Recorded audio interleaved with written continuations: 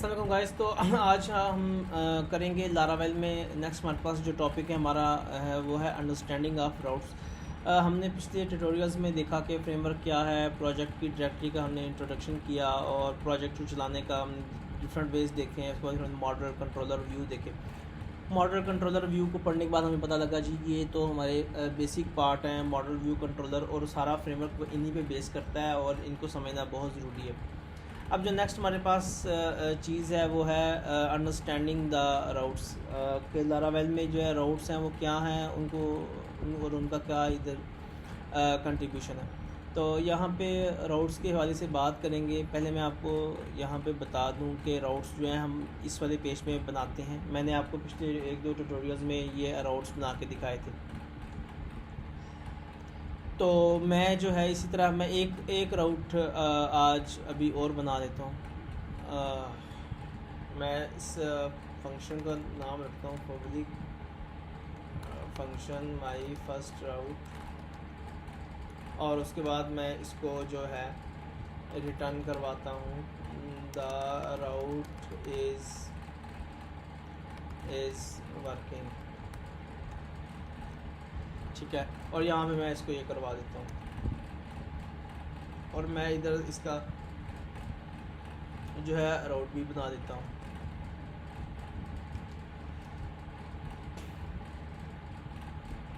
इस राउट को हम लोग जो है वो इधर बना देते हैं।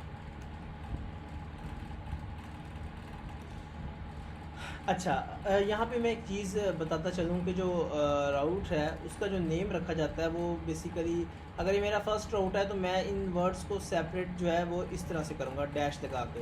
ये अच्छी अप्रोच होती है यूआरएल में डैशेस यूज़ करना, बजाय इसके कि आप अंडरस्कोर यूज़ करें। ये एक अच्छी अप्रोच नहीं है, आप ऐसे नहीं भी करें, आप इसको डैश यूज़ करके आप जितने मर्ज़ी वर्ड्स लगा दो राउट के अंदर।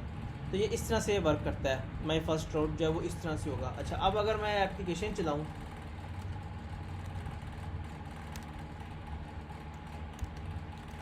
और यहाँ पे मैं लिखूँ PHP आर्टिसन सर,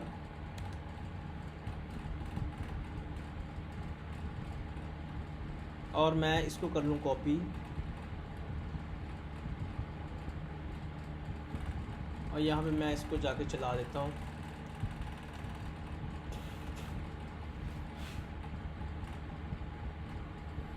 अच्छा, अब ये मेरी लारावेल एप्लीकेशन तो चल गई।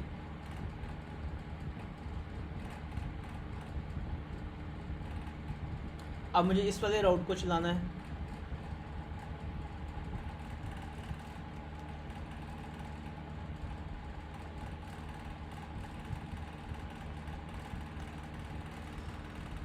वो पेज थोड़ा स्लो था, शायद इंटरनेट का कुछ प्रॉब्लम है, तो वो पेज थोड़ा स्लो लोड हो रहा था। लोकली है लेकिन उसमें कुछ फाइल्स होती हैं, शायद वो इंटरनेट से उठा रहा होगा उसको। तो ये हमारा जो राउट है वो चल गया, हमारा जो राउट था वो इधर सक्सेसफुली चल गया। The route is working. ये था एक सिंपल राउट आप बना सकते हो। नेम दे लगाओगे, मेथड नेम लगाओगे, कंट्रोलर की पाथ लगाओगे और आपका एक कंप्लीट जो है वो राउट जो है एक बन के आ जाएगा। दिस इज़ कॉल्ड सिंपल राउट। जो है ये हमारा सिंपल राउट है जो बिल्कुल सिंपल है, उसमें कोई ऐसी रॉकेट साइंस नहीं है, इजी वे में आप बना सकते हो। अच्छा, उसके बाद आ जाते हैं क्रिएटिंग डायनामिक राउट्स के। डायनामिक राउट्स जो हैं वो क्या होते हैं? फॉर एग्ज़ाम्पल सम टाइम जो है हम लोग लाइक अगर हम देखें अभी मैं यहाँ पे अगर एक एग्ज़ाम्पल आपको बताऊँ कि जो हम लॉगिन पेज यूज़ करते हैं या साइन अप पेज यूज़ करते हैं। साइन अप पेज की तो मैं एग्जांपल नहीं लगा रहा इधर।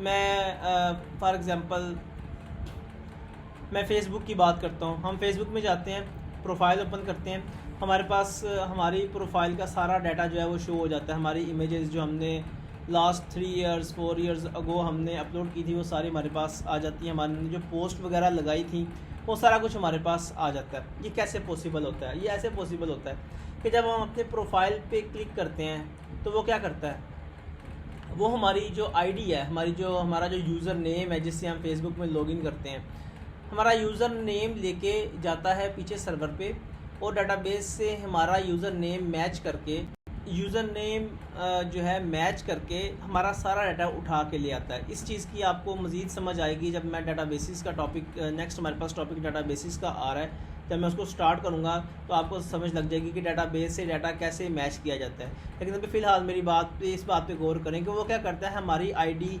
लेके जाता है और डाटाबेस से हमारी आईडी के साथ हमारा डाटा मैच करता है। यानी कि हमारी आईडी के साथ मैच करता है कि इस आईडी से क्या क्या पोस्ट हुई हैं, क्या क्या इमेजेस अपलोड हुई हैं, वो सारा कुछ उठा के ले आता है और हमें पेज पे दिखाता है। अच्छा, इसी तरह अगर हम अपने पीसी से लॉग आउट कर दें और हमारा कोई और फ्रेंड हमारे पीसी से अपना यूज़र नेम पासवर्ड लगा के लॉगिन करेगा, तो अब वो अगर अपनी प्रोफाइल ओपन करेगा तो उसकी प्रोफाइल में उसका डाटा आएगा, उसकी इमेजेस, उसकी पोस्ट वगैरह जो भी उसने किया है, फेसबुक में ऐड किया है, वो सारा कुछ आ जाएगा।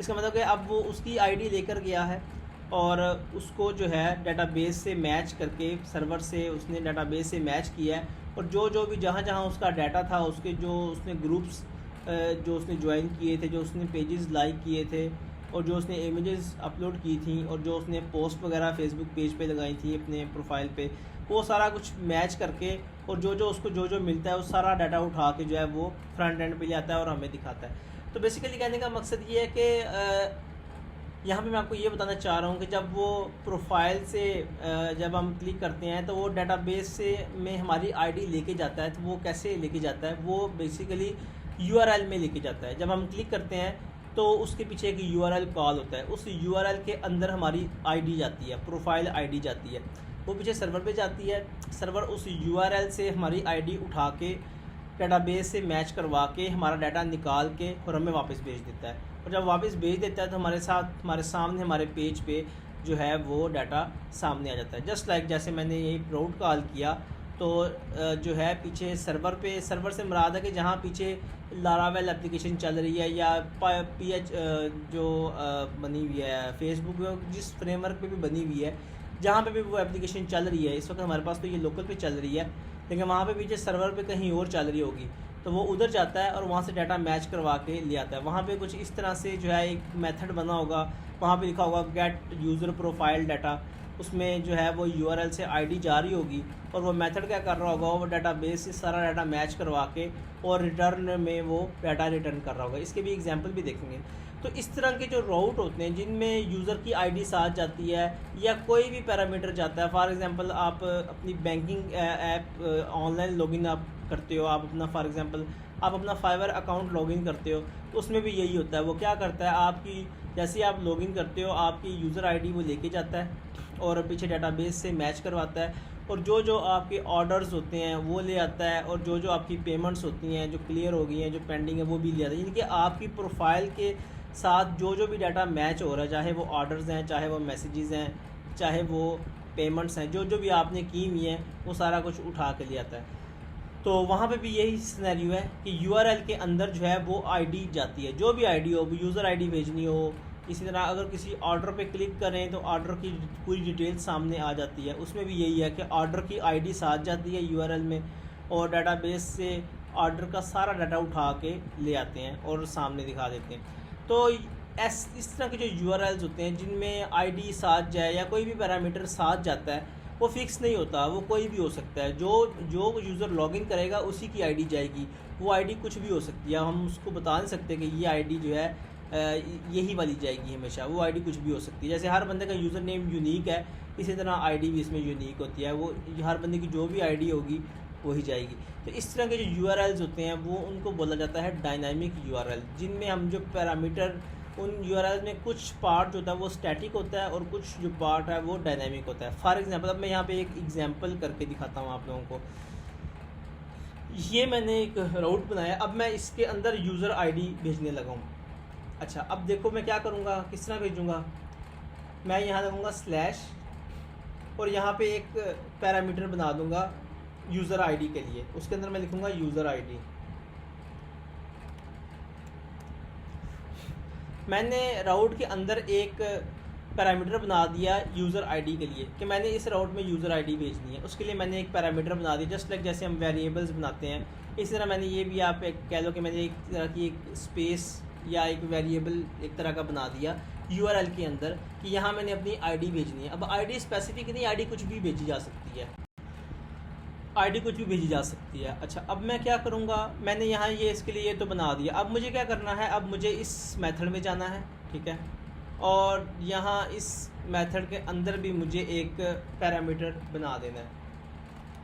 अब ये किस लिए है, ये भी इसीलिए है क्योंकि जब यूआरएल में आईडी आएगी तो उस आईडी को आगे सेव करवाने के लिए भी कोई वेरिएबल होना चाहिए। तो वो वेरिएबल मैंने इधर फंक्शन के अंदर बना दिया कि जब भी वो आईडी आएगी तो वो इसके अंदर सेव हो जाएगी। अच्छा, अब मैं कहता हूँ कि जब वो आईडी आ जाए तो उस आईडी को एज इट इज़ कुछ भी नहीं करो, उस आईडी को ही मुझे वापस दिखा दो। अभी अगर डेटाबेस हमारे पास सेटअप हुई होती, मैंने डेटाबेस पढ़ा ली होती, तो मैं क्या करता, मैं ये आईडी यूज़ करता, डेटाबेस से डाटा उठाता और रिटर्न में वो दिखाता। लेकिन अभी मेरे पास ऐसा कुछ है नहीं। अभी हम सिंपल कर रहे हैं, हम कह रहे हैं कि हमें जस्ट जो आईडी हमने भेजी है ना वही हमें दिखा दो। अब हम इसको ट्राई करते हैं। अच्छा, अब मैं इसको अगर दोबारा रिफ़्रेश करूं तो वो नॉट फाउंड आ रहा है। नॉट फाउंड क्यों आ रहा है? क्योंकि यूआरएल जो है, नॉट फाउंड का मतलब है कि ये यूआरएल आपका गलत है, इनकरेक्ट है। इनकरेक्ट कैसे है? इनकरेक्ट ऐसे है कि मैंने इस यूआरएल में एक पैरामीटर और ऐड कर दिया है यूज़र आईडी का, तो मैंने उसकी वैल्यू नहीं भेजी, मैंने जस्ट जो उससे पीछे वाला सारा राउट था वो लिख के भेज दिया। इसलिए वो कह रहा है भाई इस तरह का राउट कोई भी नहीं है। तो राउट कंप्लीट होगा फिर ही हमें रिज़ल्ट मिलेगा। अच्छा, अब ये यूज़र आईडी का जो था, यहाँ पे मैं एक बात आपको बताता चलूँ कि ये जो है इधर, ये अगर मैं सिर्फ ऐसे लिख दूंगा ना यूज़र आईडी, ऐसे लिख दूंगा तो वो इसको स्टैटिक वर्ड समझेगा, यूआरएल का पार्ट समझेगा और फिर मैं इसको इस तरह से एक्सेस कर सकता हूँ। मैं इसको थोड़ा सा जूम कर लेता हूँ पेज को, लेकिन वो जूम होने से वो नहीं जूम हो रहा। अच्छा खैर, वो क्या करेगा, वो इसको इस तरह से समझेगा। ये मैंने थोड़ी सी लैपटॉप की जो स्क्रीन है उसको मैंने जूम कर लिया, उसकी रेजोल्यूशन चेंज करके, ताकि आप लोगों को सही नज़र आ जाए। अच्छा, तो मैं बात कर रहा था कि मैंने अगर मैंने इसको लिख दिया ऐसे, इसको मैं अब थोड़ा सा ऐसे कर लूँ, अगर मैंने लिख दिया है इस तरह से, तो ये यूज़र आईडी जो है वो यूआरएल का स्टैटिक पार्ट बन जाएगी और फिर हम इस तरह से इसको एक्सेस कर सकते हैं कि स्लैश लगा के जो भी नेक्स्ट यूज़र जो मैंने जो आगे मतलब कंप्लीट यूआरएल लिखोगे तो आपके पास एक्सेस हो जाएगा।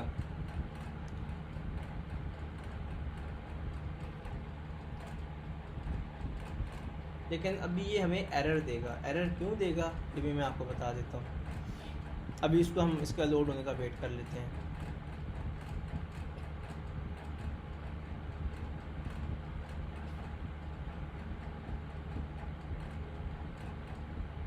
थोड़ा इंटरनेट स्लो है, इस वजह से पेज जो है वो लोड होने में टाइम लगा रहे हैं।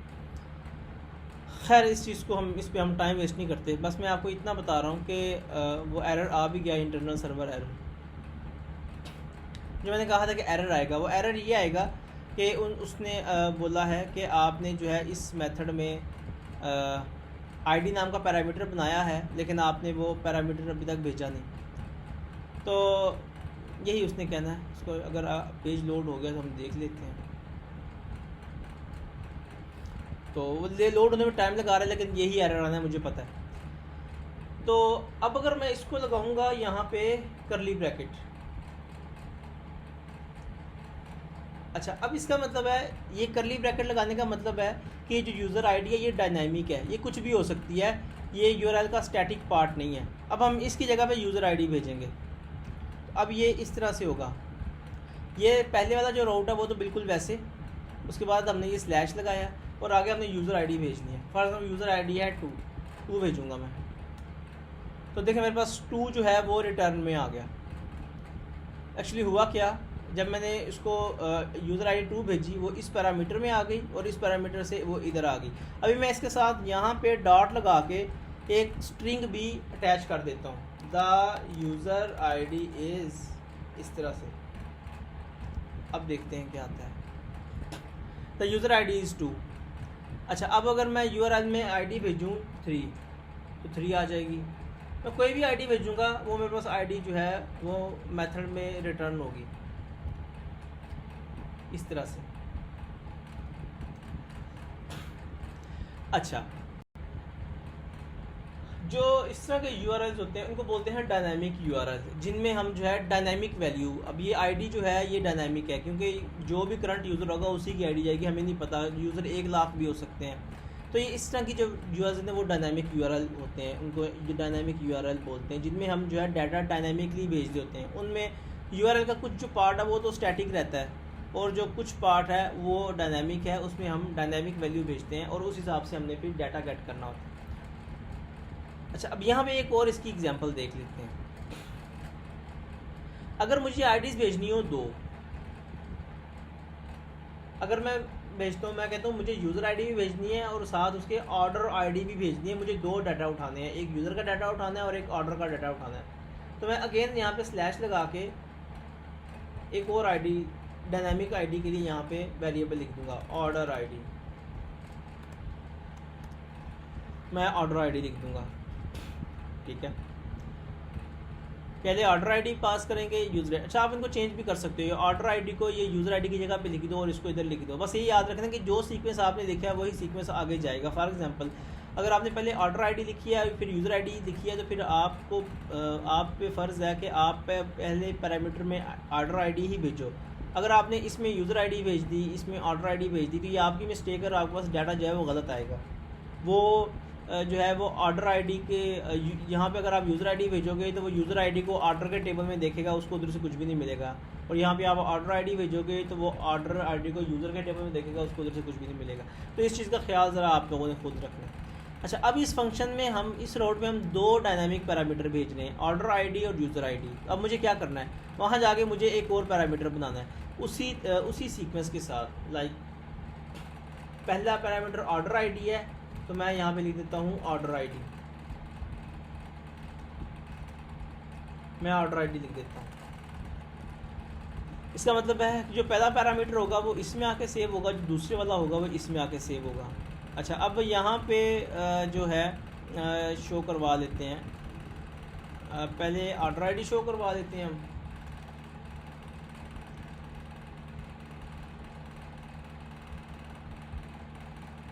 और फिर हम शो करवा देते हैं यूज़र आईडी। दोनों को हमें इकट्ठा जो है एक ही स्ट्रिंग में अटैच कर लेते हैं। अच्छा, अब करके देखते हैं। अब अगर मैं इसको ऐसे कॉल करूँगा तो मुझे एरर देगा वो। पहली तो बात है कि नॉट फाउंड कह रहा है क्योंकि पैरामीटर अब 2 हो गए हैं, तो मैं 1 भेज रहा हूँ, तो मैं अब दूसरा भी साथ ही भेज देता हूँ। मैं इसमें भेज देता हूँ 8। अब मैं देखता हूँ बस क्या आता है। अब मेरे पास आ गया है 8 और 9। 8 जो था वो हमारा क्या था, मतलब जो फर्स्ट पैरामीटर आ रहा है कॉलन के बाद वो हमारा क्या है, वो हमारा ऑर्डर आईडी है। और दूसरा क्या है, वो यूज़र आईडी है। इसका मतलब है कि जो मैंने वैल्यू इधर भेजी है वो ऑर्डर आईडी के वेरिएबल में गई है और जो इधर भेजी है वो यूज़र आईडी के वेरिएबल में। इन्हीं की उसी तरतीब से जाएगी जिस तरतीब से आपने यूआरएल में पैरामीटर्स लिखे हुए। तो ये थे डायनामिक राउट्स, ठीक है, जो कि हम अपनी मर्ज़ी से हमें ज़रूरत होती है और वाकई इसकी बहुत ज़रूरत पड़ती है। तो ये डायनामिक राउट्स हैं जो आप लोगों को याद रखने हैं कि आप यूआरएल के अंदर कुछ डायनामिक डाटा भी भेज सकते हो, उस बेस पे डाटाबेस से आप रिकॉर्ड्स लेके आ सकते हो। तो वो इस तरह से भेजा जाता है कि आपने यूआरएल में पहले पैरामीटर डिफ़ाइन कर लेने हैं कि जी हमें इतने पैरामीटर्स में भेजने हैं, पहले वो डिफ़ाइन कर लेंगे। ये करली ब्रैकेट का मतलब है कि ये वैल्यू डायनामिक है, ये रन टाइम पे भेज जाएगी, करली ब्रैकेट लाजमी लगानी है। और फिर आप जो है उसको भेजोगे और आप उस हिसाब से फिर फंक्शन में जाके उसी सीक्वेंस से पैरामीटर्स भी बना लोगे तो आपको वो डाटा रिसीव हो जाएगा। फिर आप उस डाटा के साथ आगे जो मर्ज़ी डाटाबेस में जो मर्ज़ी फैच कर लो, जो मर्ज़ी मैच करवा लो, वो वो आगे की लॉजिक है। अच्छा, तो ये तो था डायनामिक राउट जो है वो हमारा कंप्लीट हो गया कि डायनामिक राउट किस तरह से बनाए जाते हैं। डायनामिक राउट में आगे और बहुत सारी चीज़ें हैं, लेकिन अभी फ़िलहाल हम जो है वो बेसिक पे कर रहे हैं। तो अब आ गया है राउट्स ग्रुप। राउट्स ग्रुप क्या होते हैं? फॉर एग्ज़ाम्पल, जब हम एप्लीकेशन बनाते हैं, फॉर एग्जांपल हमने एक स्कूल मैनेजमेंट की, एक सिंपल सी मैं एग्जांपल उठा रहा हूँ, हमने स्कूल मैनेजमेंट की एक एप्लीकेशन बनाई है, ठीक है। अब उसमें मैंने बहुत सारे मॉड्यूल्स बनाए हैं टीचर्स का, मैं इसकी पहले भी एग्जांपल दे चुका हूँ। फिर मैंने मॉड्यूल स्टूडेंट्स का बनाया, स्टूडेंट्स के मॉड्यूल में स्टूडेंट्स के सारे स्टूडेंट्स के मॉड्यूल में सारे स्टूडेंट्स के मेथड्स हैं और फंक्शंस हैं, ठीक है।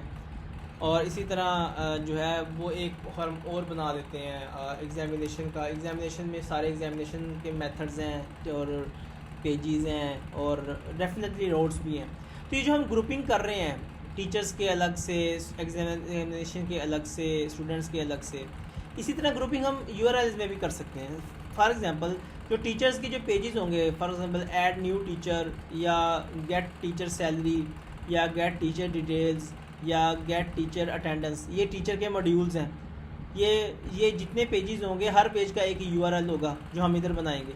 इस तरह स्टूडेंट की जो डिटेल्स होगी, add new student, get student details, get student fees data या get student marks, get student subjects. तो इनके लिए भी हम अलग अलग राउट्स बनाएंगे, ठीक है।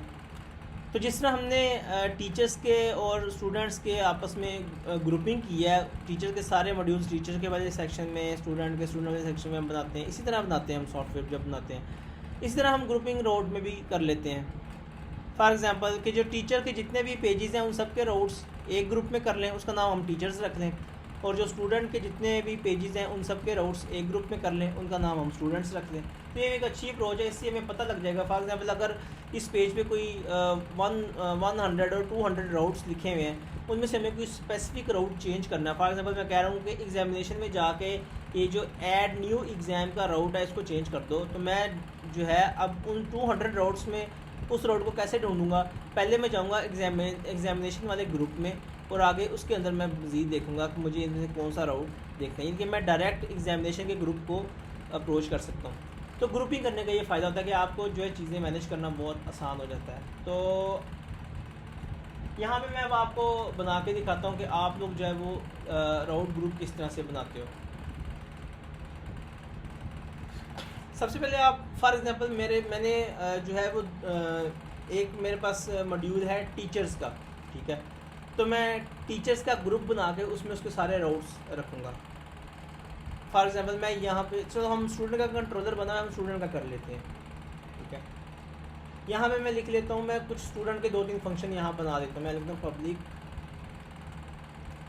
Public function get student data, और इसको मैं रिटर्न करवाता हूँ एक message, this is student data. अभी मैसेज रिटर्न करवा रहे हैं हम। अच्छा, उसके बाद हम आगे चलते हैं।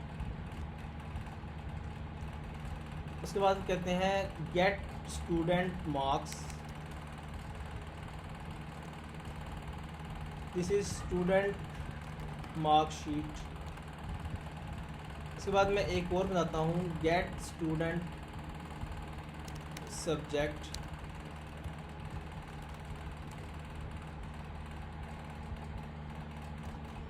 सब्जेक्ट्स लिस्ट, ठीक है। अब मैंने ये 3 मेथड जो है वो बना लिए। अब मैं इन तीनों को एक ग्रुप में रखूँगा। अच्छा, सबसे पहले ये कि ग्रुप बनाया कैसे जाता है। सबसे पहले आप लिखते हो राउट, उसके बाद कॉलन लगा के आप लिख देते हो ग्रुप। ग्रुप के बाद आपने कर्ली ब्रैकेट लगा देनी है, ठीक है। कर्ली ब्रैकेट लगा के आपने उस ग्रुप का कुछ नाम भी रखना होगा। फॉर एग्जांपल आपने उस ग्रुप का कुछ नाम रखना है जिससे आपने उस ग्रुप के अंदर जो है वो एंटर करना है, फिर आप उस ग्रुप के सारे रोड्स को एक्सेस कर पाओगे।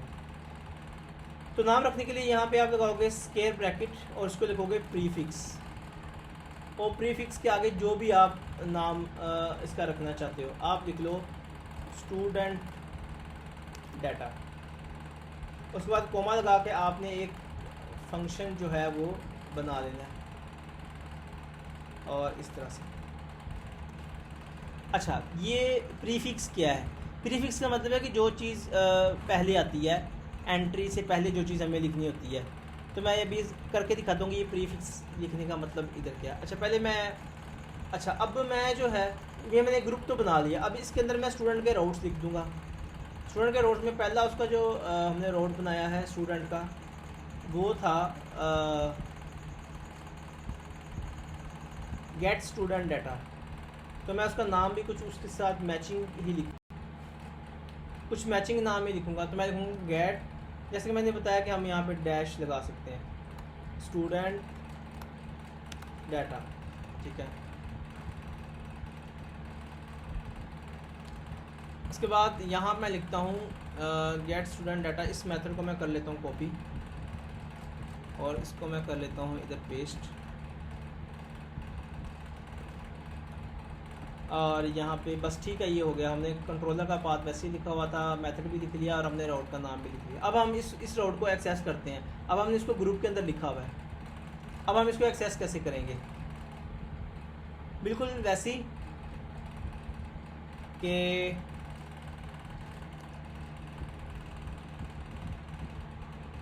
यहाँ मैं लिखूँगा, अब चूँकि ये ग्रुप के अंदर पड़ा हुआ है तो मैं पहले ग्रुप का नाम लिखूँगा स्टूडेंट डाटा, उसके बाद स्लैश लगा के जो नेक्स्ट जो भी उसका यूआरएल है जो मुझे एक्सेस करना है।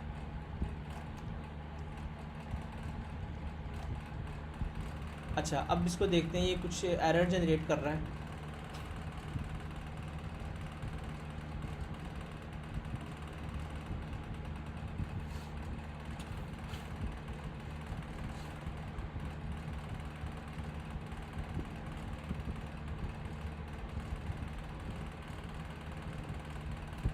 Still loading, still loading.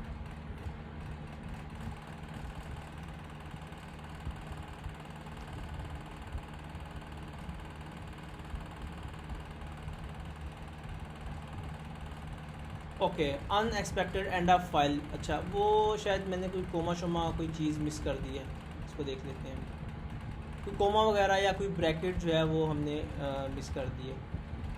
अच्छा, यहाँ पे इसको मैच कर लेते हैं हम। ओके, यहाँ पे सेमीकोलन हटा दिया है। अब देखते हैं, तो ये देखें, दिस इज़ स्टूडेंट डाटा जो है हमारा फंक्शन है। रेलिवेंट फंक्शन हमने जो उस राउट के अगेंस्ट लिखा था वो हमारा कॉल हो गया। अच्छा, अब एक और मेथड का राउट बना लेते हैं उसी ग्रुप में।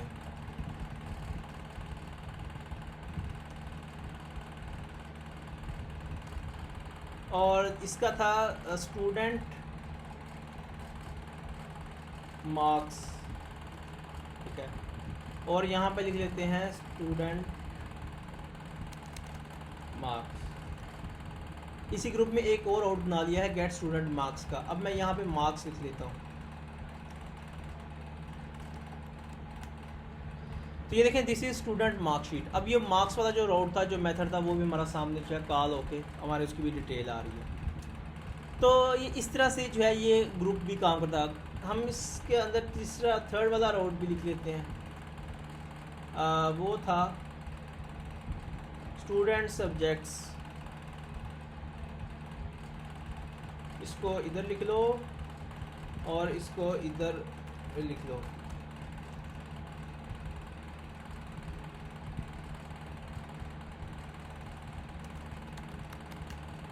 तो ये देखें, this is student subject list. अच्छा, अब यहाँ पे आपने एक बात नोट की होगी कि जो तीनों राउट ग्रुप के अंदर लिखे गए हैं, ये वाला जो नेम है ये हर राउट के पहले आया है। यानी कि हर राउट जो है ग्रुप के अंदर, हर राउट जो है वो उस ग्रुप का जो भी हमने प्रीफिक्स डिफ़ाइन किया था उसके साथ ही एक्सेस हुआ है। तो ये जो लिखा हुआ है ये हर राउट से पहले आएगा, इसलिए इसको प्रीफिक्स बोल रहे हैं कि हर राउट से पहले ये लिखना है, क्योंकि ये ग्रुप का एंट्री पॉइंट है। ये नहीं लिखोगे तो आप ग्रुप के अंदर किसी राउट को एक्सेस नहीं कर सकते। अच्छा, इसी तरह अगर मैं बात करूं, ये तो मेरे स्टूडेंट का था। अब मैं इस स्टूडेंट के अंदर जो है सारे राउट्स इसके मैं लिख सकता हूं। अच्छा, अब अगर मुझे राउट लिखना है, अब मुझे अगर टीचर का राउट्स लिखने हैं तो मैं उसके लिए टीचर्स का एक राउट ग्रुप बना लूँगा। तो मैं यहाँ लिख दूँगा टीचर डाटा। सेम वैसे ही होगा सारा कुछ। यहाँ टीचर डाटा लिख लिया। यहाँ पे आप राउट चेंज कर लें। यहाँ पे जो है वो चाहे तो कंट्रोलर भी कोई और बना के उसके अंदर टीचर के रेलिवेंट मेथड्स बना लें, ठीक है। और उसके बाद फिर आप टीचर डाटा के साथ टीचर के सारे राउट जो है वो एक्सेस कर लोगे। तो इस तरह आप देखें, टीचर के राउट एक ग्रुप में हो गए, स्टूडेंट के जो राउट्स हैं वो एक ग्रुप में हो गए। तो इस तरह से ये जो राउट ग्रुप हैं ये इस तरह से काम करते हैं कि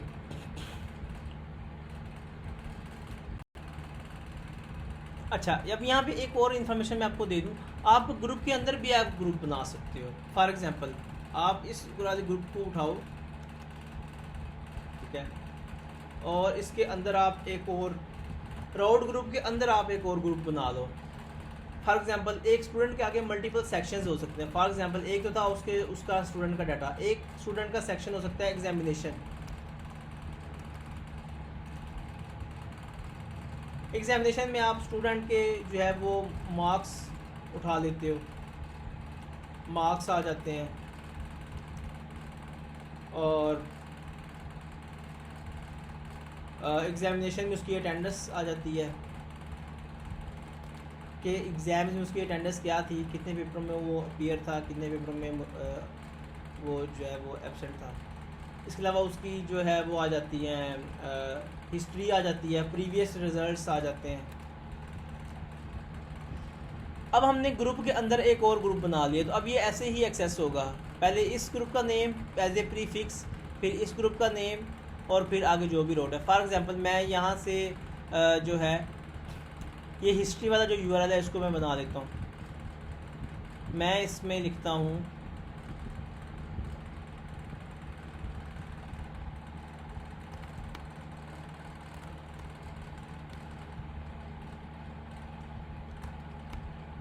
गेट स्टूडेंट हिस्ट्री,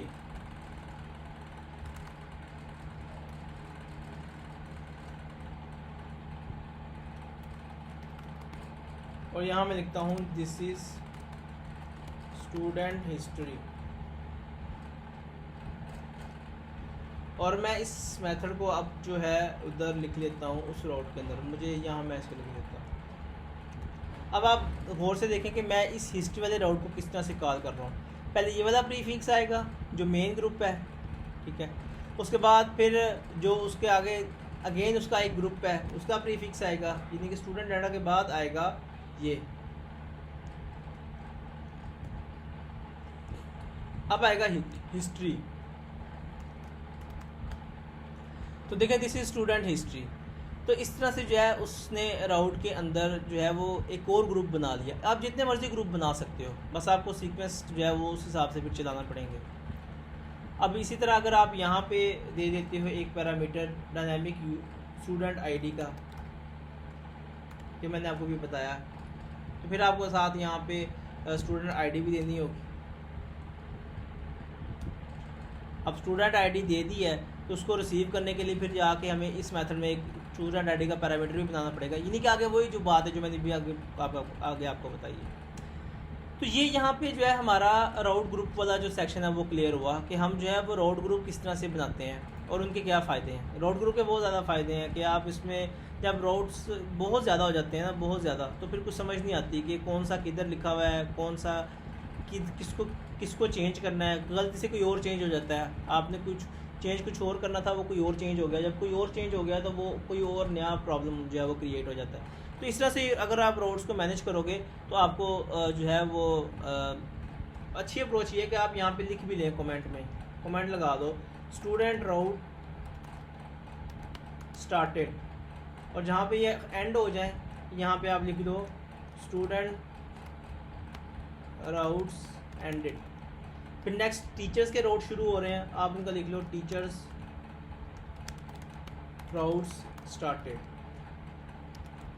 नेक्स्ट आप टीचर्स राउट एंडेड। इस तरह जो है हर राउट का जो है बाकायदा कमेंट लगा के आप लेबल लगाते जाओगे तो आपके लिए चीज़ें बड़ी आसान हो जाएंगी। ये एक अच्छी अप्रोच होती है सॉफ्टवेयर में प्रॉपर काम करने की।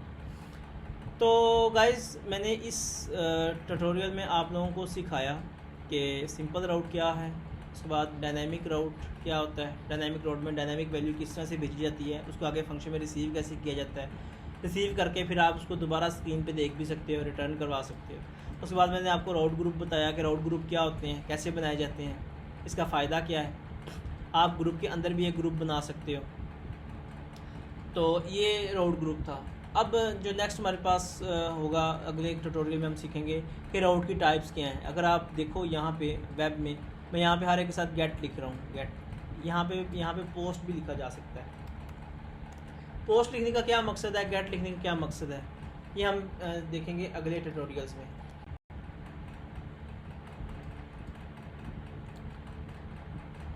कि जो राउट्स हैं वो कितनी तरह के हैं।